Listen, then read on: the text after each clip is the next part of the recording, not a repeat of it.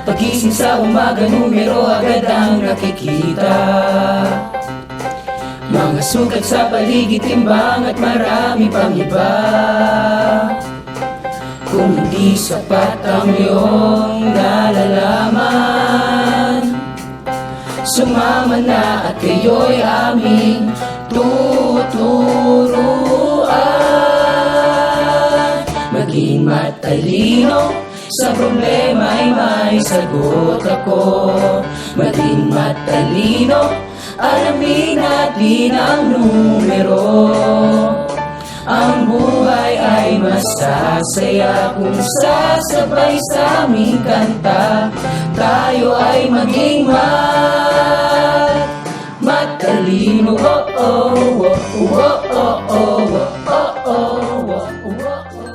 Kumusta mga bata? Ako si Kuya Ronnie.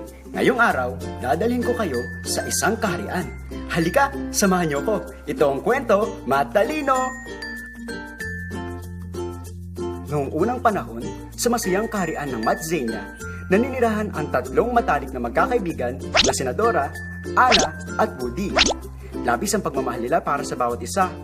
Ngunit isang araw, biglang nagbagong lahat. Nagkaroon ng hindi pagkakunawaan ng mga magkakaibigan na humantong sa paglisan nila sa kaharian.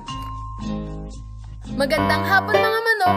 Kukuha muna ako ng mga itlog Sa 2, 3, 4, 5, 6 6 na itlog sa unang manok. Sa 2, 3, 4 4 na itlog ang nakuha ko sa huling manok. Sa 2, 2 itlog ang nakuha ko. Sa unang bilang, mayroon akong 6 na itlog.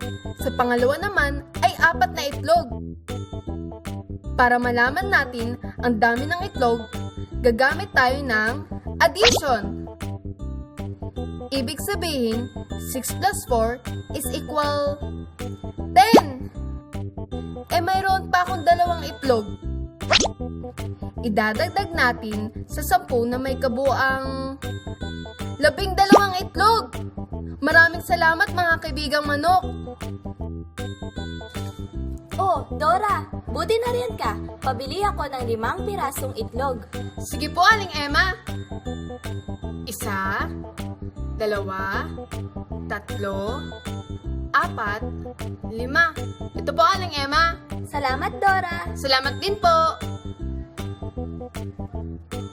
Dora, kanina pa kita hinahanap. Kailangan ko kasi ng 7 itlog. Ilan na lang ba ang meron ka riyan?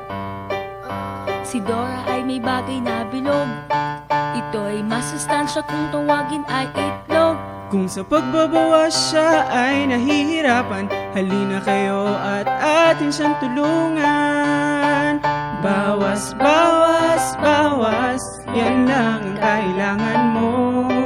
Bawas, bawas, bawas, tayo na't simulan na natin to. Bawas, bawas, bawas, bawasan ang mga itlog. Bawas, bawas, bawas, ilan na lang kaya ang laman ito? Buti na lang nandito kayo. Kailangan ko kasi ng tulong nyo Ano ang matutulong namin sa iyo, Dora? May 12 itlog po kasi ako. Una, bumili si Aling Emma ng 5 itlog. Tapos ngayon, nangangailangan si Manong Jun ng 7 itlog. Hindi ko po alam kung sapat pa bang itlog ang naririto. Madali lang yan. Kailangan lang natin gumamit ng subtraction. Paano po yun? Ganito yan. Babawasan natin ang kabuuan ng bilang ng mga itlog na meron ka. Kung sa umpisa ay meron ka 12 itlog, edi 12, babawasan natin 5 itlog na binili ni Aling Emma equals... Di ko po alam May 12 itlog. Babawasan natin ng 5. Bilangin natin ang natira. 1, 2, 3, 4, 5, 6, 7. Ilang itlog na lang ang natitira? 7 po, 7! Tama ka! 7 itlog pa ang natitira sa iyo. Manong Jun, ilan pong itlog ang kailangan nyo? 7 itlog, Dora. Ayun, sakto. Walang labis, walang kulang. Ito po, 7 itlog para sa inyo. Maraming salamat, Dora. Salamat din po! Hi, may bago na naman ako natutunan. Mas masaya siguro kung nandito rin sina Woody at Ana.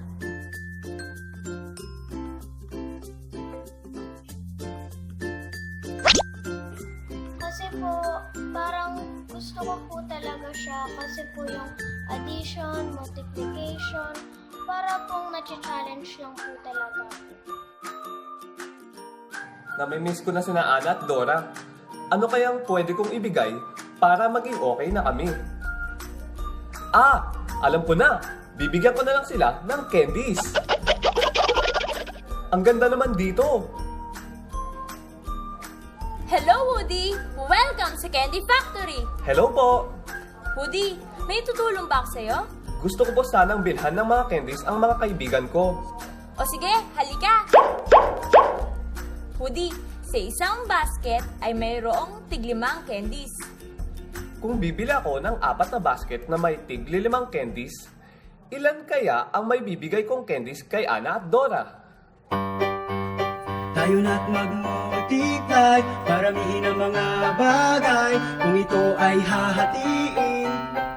Tara, i-divide natin. Tayo na't mag-multiply, paramihin ang mga bagay, kung ito ay hahatiin. Tara, i-divide natin. Para malaman natin ang sagot, kailangan natin gumamit ng multiplication. At ang ginagamit natin sa multiplication ay ang multiplication sign na X. Mayroon tayong tinatawag na multiplicand at multiplier. Multiplicand ang tawag sa number na i-multiply at multiplier naman ang tawag sa number kung ilang beses i-multiply ang multiplicand. Kung may 4 na basket at sa bawat basket ay may 5 candies, ibig sabihin, 4 na beses nating i-multiply ang 5. 5 times 4. Ang 5 ang ating multiplicand at ang 4 naman ang ating multiplier. Ang ibig sabihin, mayroon kang 20 candies. Ah, ganun pala ang proseso ng multiplication. Meron na akong 20 candies. Pero, tig-ilang candies kaya ang matatanggap ni na Ana at Dora? Madali lang yan, Woody. Kailangan natin gumamit ng division. At ang ginagamit natin sa division ay ang division sign na linyang pahiga at tig-isang tuldok sa taas at sa baba. Sa division, mayroon tayong tinatawag na dividend at divisor. Dividend ang tawag sa number na ating hahatiin, habang divisor naman ang tawag sa number na kung ilang beses natin ito hahatiin. Kung mayroong 20 candies si Woody at hahatiin ito sa 2, ibig sabihin 20 divided by 2 equals 10. Ah, kaya meron ng tig-10 candies ang mga basket. Ha? Bakit sila nawala? Hay, at least, nakakuha na ako ng regalo para kay Ana at Dora. Akin na kasi to! Naku, bakit kaya sila natatalo? Tara, alamin natin. Magandang araw mga bata. Magandang araw din po! Ako nga pala si Ate Ana. Maaari ko bang malaman kung bakit kayo nag-aaway? So na po kasi kainin yung pizza, Ate Ana. Ayaw naman po niyang mamigay.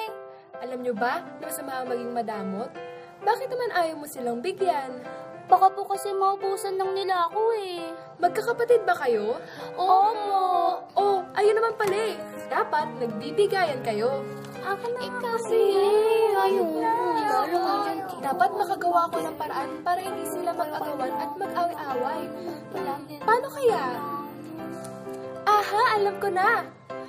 Mga bata, bakit hindi na lang natin hatiin sa 4 ang pizza para lahat kayo makakain? Paano naman po natin gagawin yon na magkakaparehas kami? Oo nga, paano kaya? Magandang hapon mga bata! Narinig namin na namomroblema kayo kung paano hahatiin ang buong pizza sa 4 ng pantay-pantay at walang nalalamangan. Kaya't nandito kami para tulungan kayo.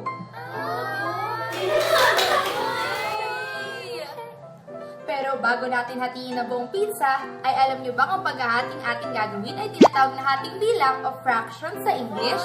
Tama ka! Ang fraction o hating bilang ay parte o bahagi lamang ng isang buong bagay. Kung Kung ganun po, pag hinati natin ang isang buong pizza sa apat, ang apat na iyon ang magiging kabuuan ng buong pizza pag pinagsama-sama. Tama ka, Ana! Halina't sumama't matuto, fractions ngayon'y ituturo. Hahatiin sa apat ang pizza, sumubay sa awiting dala. Fractions, proseso ng paghati, fractions sa isa'y mas maliit. Halina't sumama't matuto, fractions ngayon'y ituturo. Hinati na sa apat ang pizza, tingnan at kukuha ako ng isa. Itong isa'y bahagi ng apat, kaya't ito'y 1/4 kong isusulat. Fractions, proseso ng paghati, fractions sa isa'y mas maliit. Halina't sumama't matuto, fractions ngayon'y ituturo. Wow! Ang bilis! Ngayon, pantay-pantay na ang sukat ng pizza. Sige na, kumuha na kayo. Sarap po. Paano ba yan? Kailangan ko nang umalis. Marami ba kayong natutunan ngayon? Opo, Ate Ana. Ang fraction ang ating bilang panatawag sa parte ng kabuuan ng pizza. At di lang po yun, natutunan ko rin po maging mapagbigay at huwag maging madamot lalo sa mga kapatid ko. Mabuti naman at marami kayong natutunan ngayon. Basta lagi niyong tatandaan na maging mapagbigay at huwag maging madamot. Masaya ako at nakilala ko kayo. Paalam! Paalam po, Ate Ana. Sarap talaga. Nakakatuwa naman na magkakapatid na yun. Namimiss ko na tuloy sila, Woody at Dora. Parang kapatid ko na rin kasi yung mga yun eh.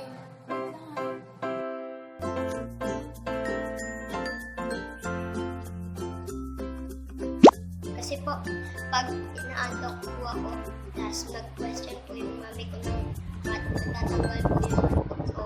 Tsaka, madali po akong matuto pag sa Sa hindi inaasang pagkakataon, nakita muli sina Dora, Woody at Ana.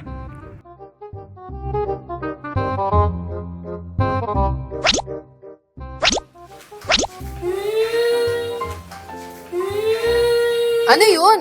Saan ang nagaling yung tunog na yun? Parang may umiiyak. Tara, napin natin. Makalis na nga, wala naman akong papala dito eh. Bata! Bata, anong pangalan mo? Bert po! Bakit ka umiiyak? Nalilito po kasi ako dito sa dulo kung di ko alam kung tama ang sukli ko. Malalagot ako kay mama pag nagkulang ito. Huwag ka na mag-alala, matutulungan ka namin. Mga bata, mukhang malalim ang iniisip ninyo ah. Nag-aalala po kasi si Bert kung tama bang sukling natanggap niya. Bert, ikwento mo nga sa kanila kung ano nangyari. Kasi po, pinabili ako ni mama ng toyo at suka. Binigyan po ako ni mama ng 10 pirasong 5 piso. Ang toyo po ay 13 pesos. Ang suka po ay 10 pesos. Sinuklian po ako ng 27 pesos. Di ko alam kung tama ang sukli ko. Ano po ang gagawin ko? Madali lang yan. Gawitan natin ang problem solving. Ikaw ba'y nalilito? Hindi alam ang gagawin mo. Huwag mag-alala sapagkat nandito na problem solving na tutulungan ka. What is asked? What is given? What are the operations used? Pagkatapos sagutan natin ang solusyonan at final answer ay malaman. 5 bagay na dapat tandaan upang saktong sagot ay makamtan. 5 bagay na dapat alamin. Problem solving ay ating aralin. Una, what is asked? Alamin kung ano ang problema. Ang kailangan muna nating malaman ay kung sapat ba ang sukling natanggap niya. At ngayong alam na natin ang problema, alamin naman natin ang given. Ano po ang given? Ang given ay mga bagay na kakailanganin natin sa pagsusolve. Ibig sabihin, ang given natin ay ang 10 piso, 13 pesos na toyo, 10 pesos na suka, at yung 27 pesos na isinukli kay Bert. Ang susunod na hakbang ay operations use. Ano nga ba mga mathematical operations ang kailangan nating gamitin? Bali po, meron siyang 10 pirasong 5 piso. Kaya kailangan nating i-multiply ang 5 sa 10. Ang first operation ay multiplication. At dahil bumili si Bert ng toyo at suka, kailangan nating bawasan ang una niyang pera. Kaya ang pangalawang operation ay subtraction. Sa kabuuan, multiplication at subtraction ang kailangan nating operation. Tumakbo naman tayo sa solution. Mayroon tayong 10 pirasong 5 piso. So 5 times 10 equals 50. 50 pesos ang halaga ng binigay ng nanay ni Bert sa kanya. Kinakailangan ni Bert na bumili ng toyo at suka. Una, 50 pesos minus 13 pesos na halaga ng toyo equals 37 pesos. Ngunit bumili rin siya ng suka. So 37 pesos na natirang pera mula sa pinagbilan ng toyo minus 10 pesos na halaga ng suka equals 27. 27 pesos ang ating final answer. Sa madaling salita, 27 pesos dapat ang sukli ni Bert. Bert, magkano nga ulit yung sinukli sa'yo ng tindera? 27 pesos po. Teka, ibig sabihin, sakto lang ang sukling natanggap ko. Yehey! Magagalit si Mama. Ang galing-galing natin! Oo nga, ang talino mo pa rin, Woody. Lahat tayo matalino. Kung wala kayo, hindi natin magagawa ito. So, mati-mati na tayo ah. Oo nga, at huwag na tayo ulit mag-aaway. Hindi na ulit. Sa tulong ng math, muling nagkabati ang magkakaibigan na sina Dora, Ana at Woody. Ngunit laking gulat nila nang ang batang si Bert ay biglang naging si...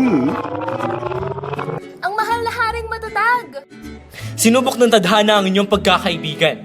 Ikinagagalak ko na dahil sa math ay muling nabuo ang inyong samahan. Mabuhay kayong mga magkakaibigan!